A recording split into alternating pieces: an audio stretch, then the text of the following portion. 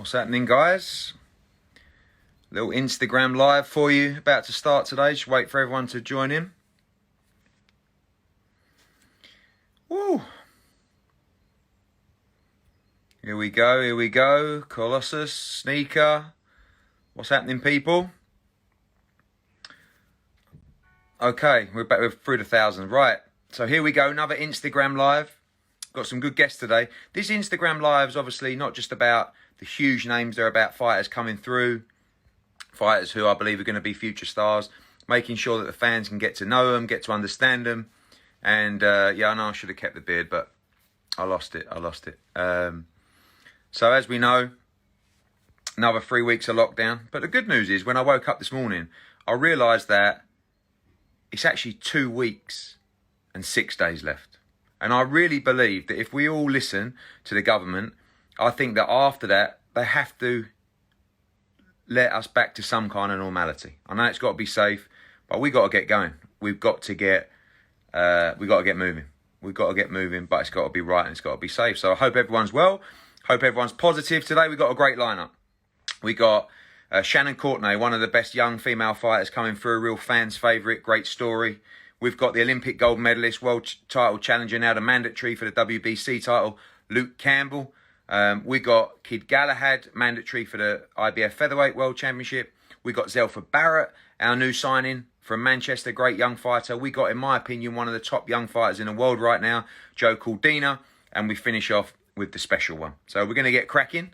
Shannon Courtenay, if you're there, which you are, these things are so smooth. We hope we get another one today. So we haven't missed a guest so far. And we're tuning in to Shannon now. Hello there. Hello. How are you? Bored. I know. How is it? Like, you know, one of my worries, I've got to say, I shouldn't say it because I've got a big mouth, but we're planning something pretty special for the comeback. Like, we appreciate that. It's probably going to be a little bit of time before we can go back to the packed arenas and the 70,000, 80,000. But one thing that I've been thinking about in the last sort of 24, 48 hours is fighters. I think we got a chance for end of June, right?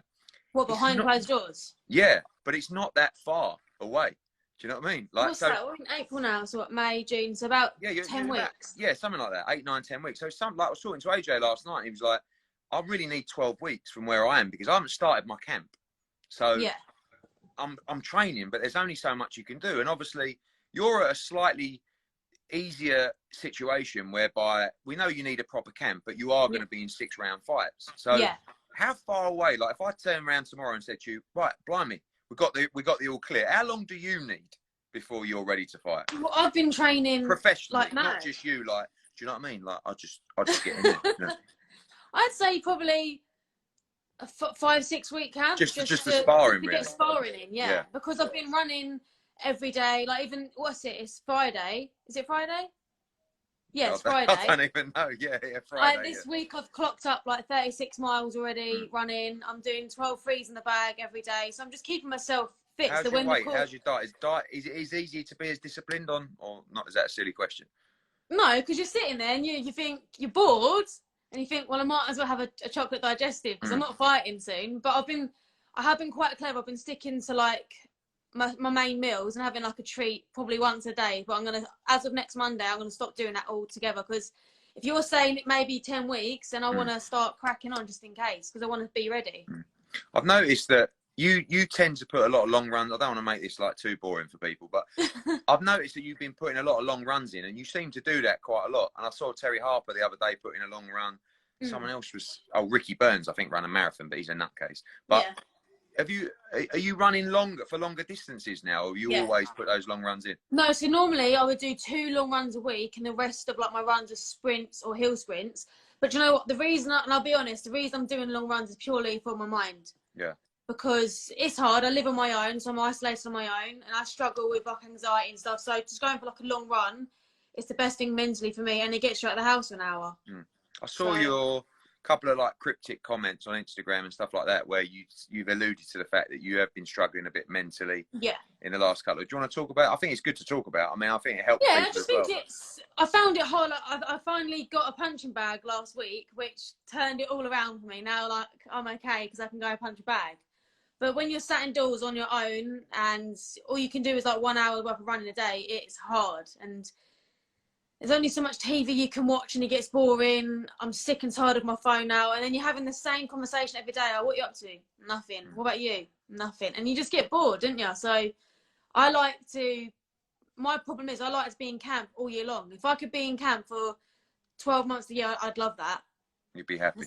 I like being active. So to me, it's hard. I think for a lot of people, like, boxing has given them that discipline, that structure in their life where it's changed their life. Like, you're a great story where we know about, what it did for you and how you changed you, like, physically, mentally. And without that, it's difficult, because that's the thing that keeps you sane, really. It's not even just that. I know that I'm not the most talented fighter, so that's why I work twice as hard. Well, that's a little bit harsh. No, but I You've only had a couple of fights. No, but I'm not. I know I'm not. I'm not naturally talented, and I know that I haven't got that Olympic background or the 100 amateur fights background that other girls do, like Katie Taylor or Savannah Marshall. So I know that I have to work harder than them. That's why I like being in camp all the time. That's why I like to be active. That's why my fans are continuously harassing you, saying, when's your next out? Because I like to be busy. You do that well. Yeah, you do that well. You do that well. I mean, you haven't boxed this year so far. No. And you were due to box in April. So it is a long layoff for you. I mean, the best case scenario for you is going to be June. So it's going to be, I know you boxed in December, but it's disruptive to everybody. But do you think the likes of AJ will fight behind closed doors? Or do you need that to be with an audience? In my opinion, that shouldn't happen. Right? No. So, because my personal feeling is what we've built in boxing, and boxing is all about energy. It's about the moment. It's about the visual impact for a TV show of having thousands of people screaming Sweet Caroline, national anthem. But fighters need to fight. And that goes down from 4-round fighters to unified world heavyweight champions. Yeah, of course. So, like, speaking to AJ yesterday, sort of saying, well, in an ideal world, he'd box end of July, August. But he also needs a 12-week camp. So I've got to start my camp soon. And then it's like, well, if I'm only going to fight once this year, does it matter if I go in September, October? Like if he's, you can plan out your career a lot better in that kind of scenario where, okay, well, Fury and Wilder are going to box in October and I want to fight the winner. So if I box in October, I can fight the winner in February, March, April. Right. But with you guys, it's like, you can't get to a situation where, for me, there's some really good fights that can be made behind closed doors, because we've got to provide for the fans, we've got to provide for the broadcasters, and we've got to keep the sport moving, and we've got to get you guys paid. That's what some people also don't understand. I mean, you're lucky enough that I pay very well, obviously, Shannon, and you're lucky enough you've got some sponsors as well. So you're okay till June, July, but imagine it starts going to September, October, but you know November. what? I've actually lost sponsors because of this. Right.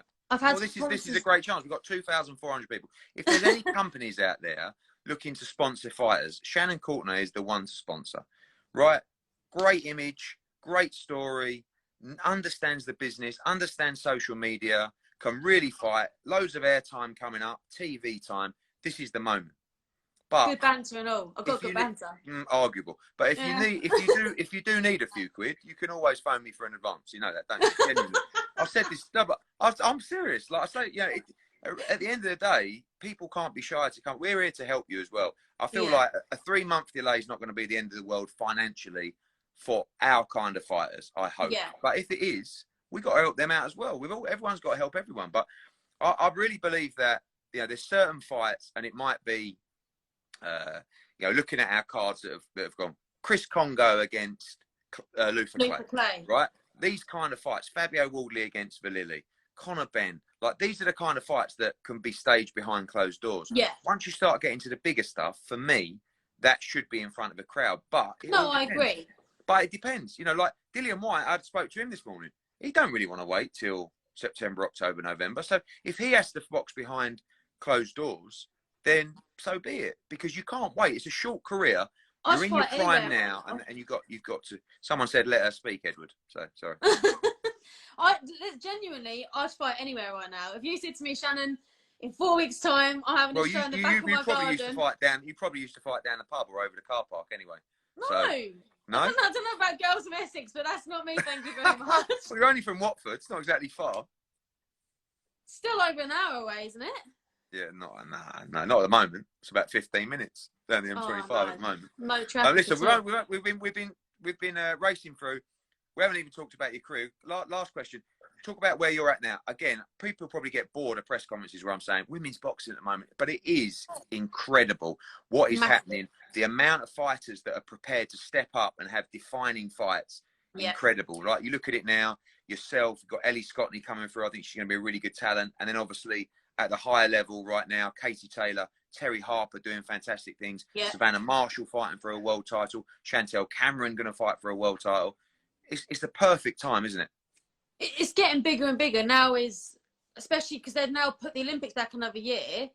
It gives people like us the chance to even get another year ahead before the next cycle comes through for us to make a bigger name for ourselves. So like, I want to start, obviously I'm not going to be fighting anytime soon, but I'd like this year, as long as obviously you and Adam and Charlie agree, I'd like to fight for maybe the Commonwealth this year.